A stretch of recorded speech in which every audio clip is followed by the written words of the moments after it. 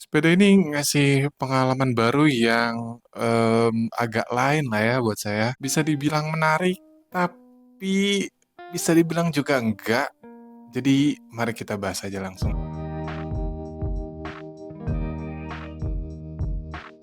Beberapa waktu lalu, saya nyobain salah satu IMTB terbaru nih dari Polygon, yaitu Colossus N8e. Ini merupakan pengalaman pertama saya nyobain IMTB, yang bener-bener dimainin ya, bukan sekedar dijalanin aja. Saya punya impresi yang menarik banget. Ada hal-hal yang bikin saya kagum, tapi ada juga yang agak kurang sih. Oke lah, tanpa panjang lebar lagi, mari kita ke pembahasan utamanya. Let's go! Mari kita mulai dari komponen. Untuk frame, sepeda ini masih menggunakan material alloy, bukan karbon. Jadi, bobotnya tergolong lumayan berat.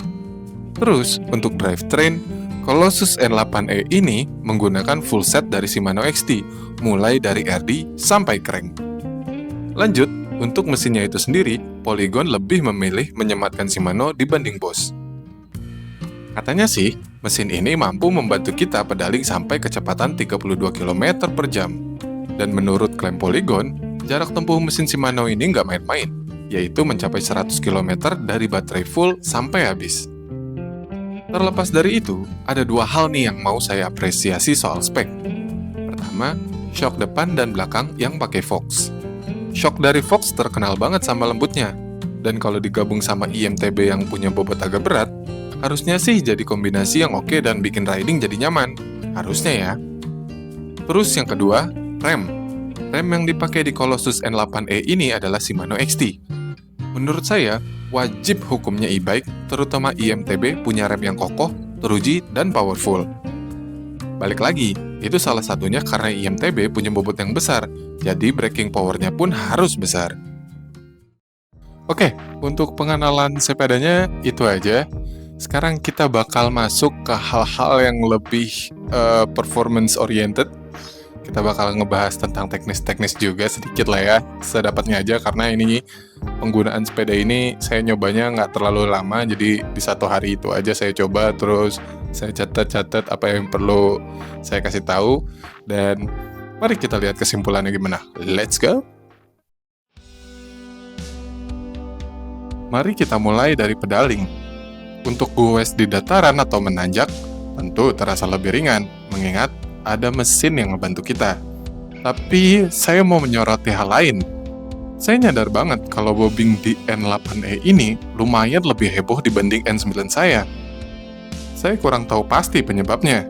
Apa ini cuma karena faktor beban, atau memang 6-bar linkage system yang katanya pembaruan dari Foxbar punya N9 justru kurang pedal friendly.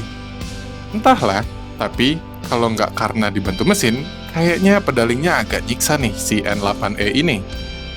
Oke, hal lain yang saya notice banget dari sepeda ini adalah seat-up angle-nya. Menurut saya, seat-up angle-nya jauh lebih oke dibanding N9 punya saya. Bikin posisi kaki saya pas goes nyaman dan gak gampang pegel. Bagi saya sih, ini improvement yang kelihatannya sederhana banget, tapi impact-nya nggak main-main. Oke, sekarang kita masuk ke bagian yang paling penting, yaitu ngebut-ngebutan. Untuk ngebut di trek yang banyak akar, Colossus N8e ini menurut saya mantep banget. Redaman terhadap akarnya halus, impact-impact yang cukup besar juga teratasi dengan baik, bikin PD pas riding meningkat lumayan signifikan. Nah, ini mungkin terkait sama pedaling tadi. Untuk goes, memang jadi banyak bobbing, tapi pas di turunan, shock jadi lebih responsif dan bikin nyaman. Ya, semacam ada plus minusnya gitu. Di luar itu, yang saya sadar banget pas ngajak sepeda ini agak ngebut adalah saat belok. Pas belok, saya ngerasa sepeda ini agak limbung. Ban belakangnya serasa gampang oleng dan kurang stabil. Ukuran sepeda yang saya pakai memang M, tapi saya tahu ini bukan karena kekecilan untuk tinggi badan saya yang berkisar 180 cm. Karena kalau dilihat berdasarkan reach-nya aja, Colossus N8e size M ini punya reach yang lebih panjang dibanding Siskiyou N9 saya yang size L. Jadi, size nggak bisa dijadiin alasan. Secara keseluruhan, saya memang kurang tahu pasti penyebab kenapa sepeda ini serasa gampang oleng pas belok.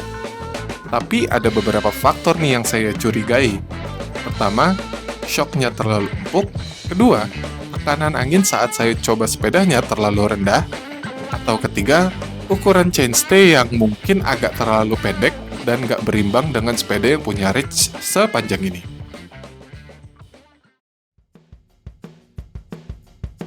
Saya sempat coba sepeda Colossus N8 ini lompat-lompatan di trek dirt jump. Buat saya, berhasil nyicipin IMTB buat loncat di trek dirt jump merupakan pengalaman yang sangat menarik. Gimana enggak? Saya awalnya skeptis banget buat nyobain sepeda ini loncat. Saya mikirnya bakal berat banget dan malah bikin susah loncat. Tapi, kenyataannya justru kebalik. Memang sih agak berat, tapi nggak seberat yang saya takutin. Sepeda ini masih enak di bunny hop. Diajak ngetrik tipis-tipis juga oke. Gak ada tuh kendala yang berarti. Cenderung hampir sama kok kayak sepeda analog pada umumnya. Bahkan, ada nih teman saya yang bilang, lompatan saya lebih tinggi dan lebih rapi pas pakai Colossus N8 ini dibanding pas saya pakai Siskiyou N9 saya. Saya pun ngerasa, pas landing, redaman sepeda ini jauh lebih oke daripada sepeda saya. Lebih lembut rasanya. Oke, kesimpulannya menurut saya nih, si sepeda Polygon N8 ini bener-bener masuk ke dalam kategori all-rounder. Buat perabasan oke, buat lompat-lompatan oke, buat turun gunung jauh lebih oke. Dan kalau dibilang sepeda IMTB ini cuma buat orang-orang yang fisiknya kurang, enggak lagi kayaknya. Buat saya, tetap capek kok ini sepeda. Justru nih, menurut saya, IMTB ini kayak ngebuka potensi yang jauh lebih luas lagi. Sepeda ini memungkinkan saya goes lebih jauh dan goes lebih lama. Terus, kalau ditanya apa saya tertarik buat punya sepeda IMTB ini? Jujur aja nih ya, saya tertarik banget. Entah itu Colossus N8E ini atau merek lain, saya yakin suatu hari nanti saya bakal punya sih sepeda IMTB ini. Oke deh, segitu aja dulu videonya kali ini. Semoga bermanfaat atau seenggaknya menghibur. Terima kasih sudah menonton. Sampai jumpa di kesempatan selanjutnya. Bye-bye.